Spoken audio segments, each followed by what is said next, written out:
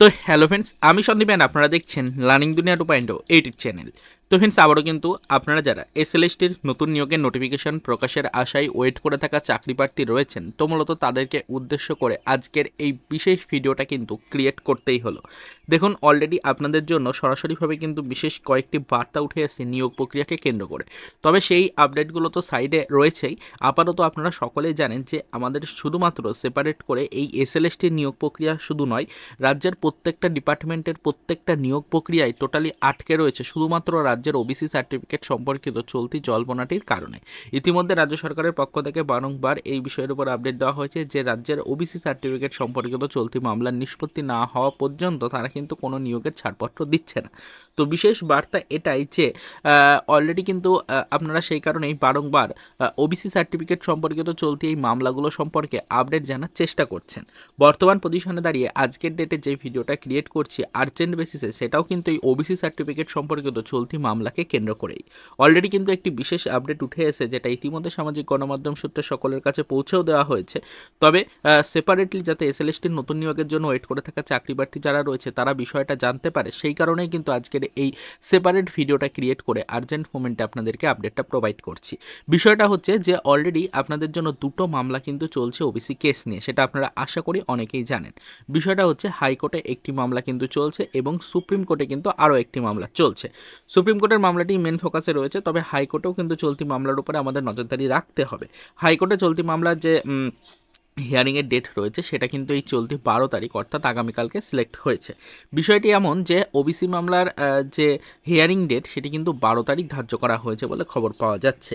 তো হাইকোর্টে চলতে থাকা এই ওবিসি মামলার হিয়ারিংয়ের ডেট, নেক্সট হিয়ারিং ডেট কিন্তু 12 তারিখ রয়েছে অর্থাৎ আগামীকাল ধার্য করা হয়েছে এবং আগামীকালকেই কিন্তু ফ্রেন্ডস এই মামলার একটি কনক্লুশনের পজিশন তৈরি হতে পারে এবং যদি সত্যিই কনক্লুশনের পজিশন তৈরি হয় তাহলে কিন্তু শুনানিরও একটা সম্ভাবনা থাকছে।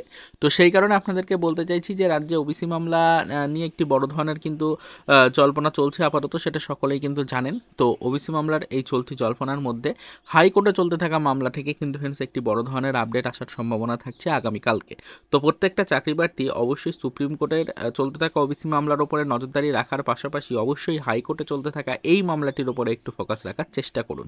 এতে করে কিন্তু ফ্রেন্ডস অবশ্যই আলটিমেটলি আপনারা বর্তমান পজিশনে দাঁড়িয়ে ওবিসি মামলা সম্পর্কিত গতিবিধিগুলো বুঝতে পারবেন এবং আলটিমেটলি যে খবরটা উঠে আসবে এই হিয়ারিং থেকে বা শুনানি থেকে, সেখান থেকে কিন্তু ফ্রেন্ডস আপনাদের জন্য বিশেষ কিছু বার্তাও আগামীতে আসবে।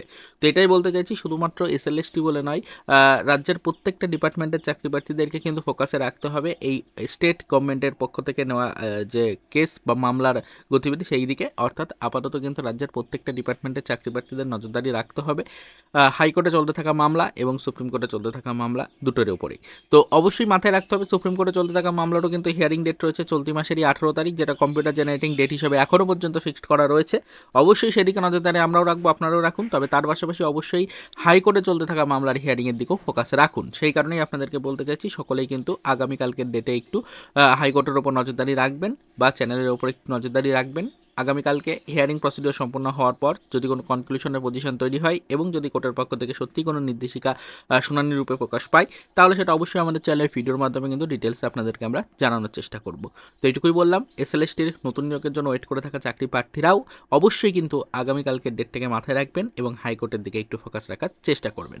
এবং অবশ্যই কিন্তু মাথায় রাখতে হবে সুপ্রিম কোর্টেরও হিয়ারিং রয়েছে চলতি মাসে, তো সেটা নিয়েও কিন্তু আমাদের সচেতন থাকতে হবে, সেই বিষয়টার উপরও আমাদের ফোকাস রাখা অত্যন্ত জরুরি।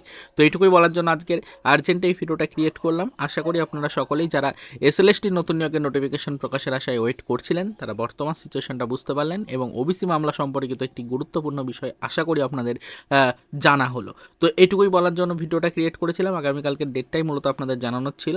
তো পরবর্তীতে কিন্তু আগামীকালকে কি ঘটছে না ঘটছে সেটা আমরা জানার চেষ্টা করব। কোর্টের পক্ষ থেকে কোনো নির্দেশিকা যদি আসে সেটাও অবশ্যই আমাদের চ্যানেলের ভিডিওর মাধ্যমে ডিটেলস আপনাদেরকে জানাবো এবং রাজ্য সরকারকে যদি কোনো নির্দেশিকা দেওয়া হয় সরাসরিভাবে সেই নির্দেশিকার খবরও কিন্তু আপনাদেরকে ডিটেলসে জানানোর চেষ্টা করব।